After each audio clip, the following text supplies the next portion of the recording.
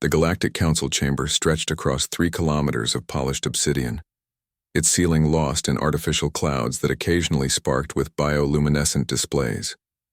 Ambassador Dr. Sarah Chen stood alone at the supplicant's podium, a tiny figure dwarfed by the amphitheater of alien delegates that rose in concentric circles around her.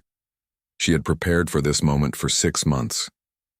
Humanity's first formal petition to join the galactic community as a full member, the data crystals containing Earth's technological achievements, cultural contributions, and diplomatic credentials sat in her briefcase. Untouched, the Jiraki delegate was speaking, his translator rendering his chittering voice into flat, emotionless standard. The human claims their species has value beyond resource extraction. This is amusing. Laughter rippled through the chamber, a discordant symphony of hisses, clicks, and rumbles from 200 different species. Sarah's jaw tightened, but her face remained professionally neutral. Ambassador Vexthor of the Krillian hegemony leaned forward, his 4 eyes glittering with condescension. Let me understand, Ambassador Chen. Your species achieved faster-than-light travel only 37 cycles ago. You have colonized exactly 3 star systems. Your homeworld still suffers from tribal conflicts, resource inequality, and environmental damage from your own industrial waste. That's correct, Sarah said evenly. And yet you believe you deserve a seat at this council, among species that have maintained interstellar civilizations for millennia? Vexthor's mandibles clicked in amusement. The Krillian hegemony alone controls 47,000 systems. We don't seek to match your territorial holdings, Sarah replied. We seek partnership based on innovation, adaptability, and innovation? The Seraphim delegate's crystalline voice cut through like breaking glass. You've contributed nothing to galactic science. Your quantum drives are crude copies of designs we perfected eons ago. Your medical technology is primitive. Your artificial intelligence is laughably simple. More laughter. Sarah noticed the Yith observer in the back row hadn't joined in. The ancient species rarely attended these sessions, but when they did, they watched everything with their distinctive threefold gaze. Chancellor Mordax, leader of the council, raised a tentacle for silence. His species, the architects, had founded the galactic community 8,000 years ago. His voice carried the weight of civilizations. Ambassador Chen, perhaps you misunderstand the purpose of this council. We are not a charity organization. Member species contribute to the collective good.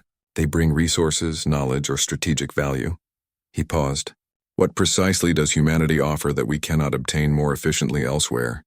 Sarah opened her mouth to respond, but Mordax continued. Your planet is rich in heavy metals, yes, but we have automated extraction agreements with 16 species more advanced than yours. Your military is negligible. You couldn't defend a single system against a Krillian scouting fleet. Your culture? He made a dismissive gesture. Curiosity for anthropologists, perhaps. We have survived, Sarah said quietly. Survived? Vexthor's laughter boomed through his translator. Congratulations on not going extinct. So have the bacterial colonies on Proxima III. The chamber erupted in mirth. Even the normally stoic architects joined in, their tentacles quivering with amusement.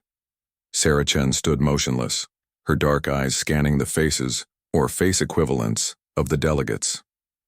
She had expected resistance, had prepared counterarguments, had rehearsed speeches about human resilience, creativity, and potential. But as she looked at the contempt in their expressions, the casual dismissal of everything humanity had achieved, something shifted inside her. These beings saw humans as primitives, as barely sentient creatures who had stumbled into space through luck rather than merit. As resources to be extracted, studied, and forgotten. They would never see humanity as equals. No amount of data, persuasion, or diplomacy would change that. The realization settled over her like ice water. Sarah closed her briefcase with a soft click that somehow carried through the vast chamber.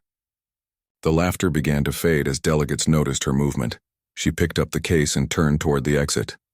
Ambassador Chen, Chancellor Mordax's voice held a note of surprise. We haven't dismissed you.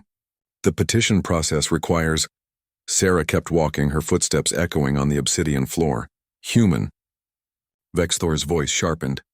You dare turn your back on this council? We could sanction your species, restrict your expansion, quarantine your systems. She didn't pause, didn't look back. Her small human figure moved steadily toward the massive doors that marked the chamber's entrance. The laughter had stopped entirely now. An uncomfortable silence spread through the assembled delegates. Is this some sort of negotiating tactic? The Seraphim delegate asked, confusion coloring her crystalline tones. The Yith observer leaned forward, all three of its eyes fixed on Sarah's retreating form. No, it said in a voice like ancient stone grinding. This is something else. Sarah reached the doors. They remained closed, a final gesture of disrespect from the council systems. She stood there for exactly 3 seconds. Then she placed her palm against the door and pushed. The doors, designed to withstand ship-grade weapons, didn't budge. Sarah reached into her jacket and pulled out a small device.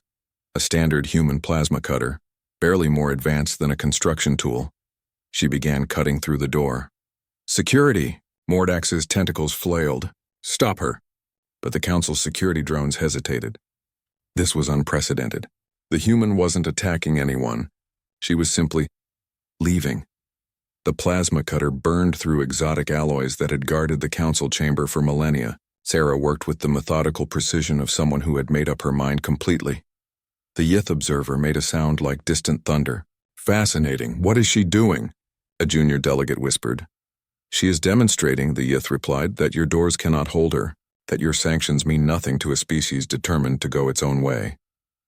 The ancient being's 3 eyes reflected something that might have been respect. She is showing you that humanity does not need your permission to survive. The circle Sarah had cut through the door fell inward with a resonant clang. She stepped through the hole, then paused, not to look back at the council but to speak clearly into the chamber.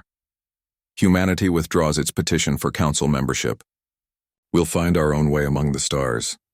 Her voice was steady, almost conversational. And when we do, when you come to us seeking alliances because you need what we've built, what we've discovered, what we've become.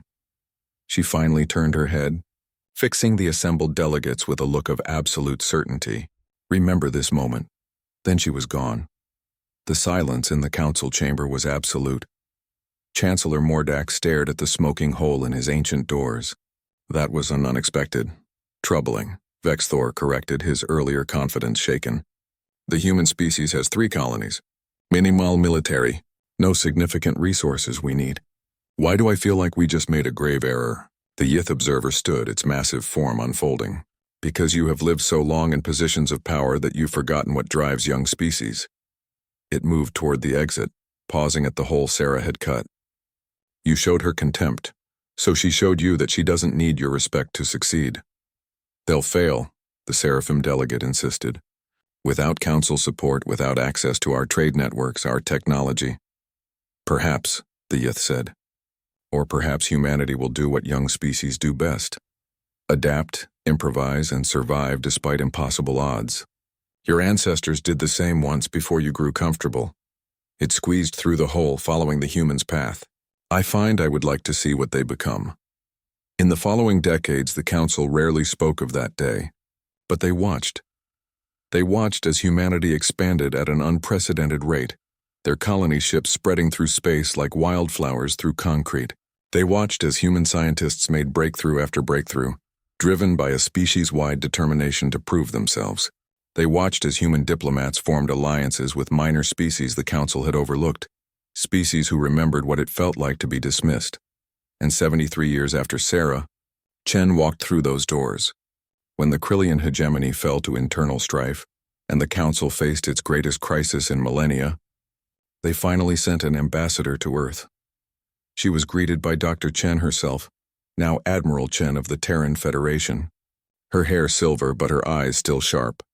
The council's messenger delivered his request with all appropriate ceremony. An alliance, a partnership, a recognition of mutual benefit. Admiral Chen listened in silence. Then she smiled, the same small, controlled smile she'd worn in that council chamber so many years ago. Tell the council, she said, that humanity will consider their petition. We'll need approximately 6 months to review their credentials, assess their strategic value, and determine whether they meet our standards for partnership. The messenger's translator crackled with confusion. But the council doesn't petition. They do now, Chen interrupted gently. If they want our help. As the messenger left, Chen walked to her office window, looking out at the sprawling orbital shipyards that surrounded Earth. Humanity had indeed found its own way among the stars, and they had never looked back.